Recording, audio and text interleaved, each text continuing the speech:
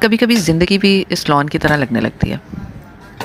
جب قمر چلے گئے تھے نا تو میری زندگی بھی کچھ ایسی ہو گئی تھی، خالی، بالکل ویران. ایسے لگ رہا تھا جیسے ہر طرف بس ریت ہی ریت ہے، مٹی ہی مٹی ہے.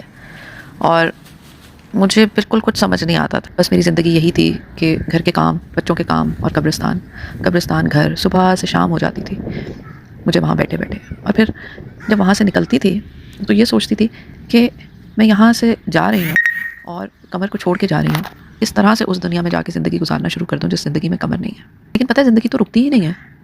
بچے تھے جنہیں میری بہت زیادہ ضرورت تھی، گھر تھا جسے مجھے ہی چلانا تھا، کام تھا جسے مجھے ہی کرنا تھا، اور ان سب کے درمیان مجھے خود کو بھی کسی نہ کسی طرح سنبھالنا تھا. شروع میں صرف گزارا ہی کر رہی تھی، اور شاید آج بھی میں بس گزارا ہی کر رہی ہوں، جسے آپ کہتے ہیں نا سروائیو کرنا. اور بس ایک دن کے بعد دوسرا دن، کیونکہ کسی نے سمجھایا تھا کہ just take one day at a time. بس آج کے دن کے بارے میں سوچو، کل کا پرسوں کا نہ سوچو.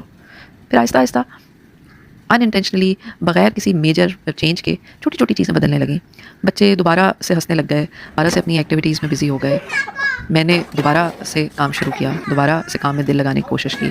گھر کی جو مرمت اور گھر کے چھوٹے موٹے کام جو جمع ہوئے تھے ان کو کرنا شروع کیا. پودے لگانے شروع کیے، دیواروں پہ پینٹ کروانا شروع کیا.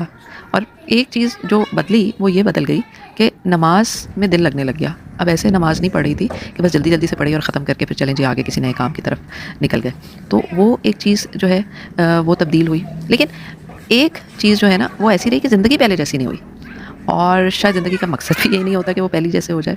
کبھی کبھی اللہ ہمیں ایک زندگی سے نکال کے ایک بالکل نئی زندگی کی طرف لے جاتے ہیں جس کا ہم نے کبھی سوچا بھی نہیں ہوتا، کبھی ہمارے وہم و گمان میں بھی نہیں ہوتی. اور یہ بالکل ایک مختلف زندگی ہوتی ہے، اس کا پہلی جیسی زندگی سے کوئی تعلق نہیں ہوتا. اور پھر ایک دن جب ہم پیچھے مڑ کے دیکھتے ہیں تو احساس ہوتا ہے کہ جہاں کبھی صرف ریت تھی، صرف مٹی تھی، وہاں دوبارہ سبزہ اگایا ہے.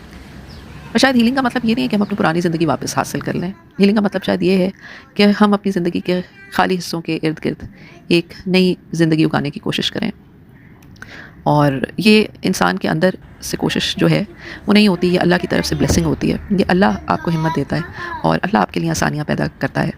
اور اگر آپ کو بھی کبھی لگے کہ آپ کی زندگی بھی خالی ہو گئی ہے تو بس اپنے خدا پہ یقین رکھیے گا، وہ کبھی بھی آپ کو تنہا نہیں چھوڑے گا، کبھی بھی نہیں وہ خدا آپ کو تنہا چھوڑے گا. اپنا خیال رکھیے گا اور مجھے دعاؤں میں یاد رکھیے گا.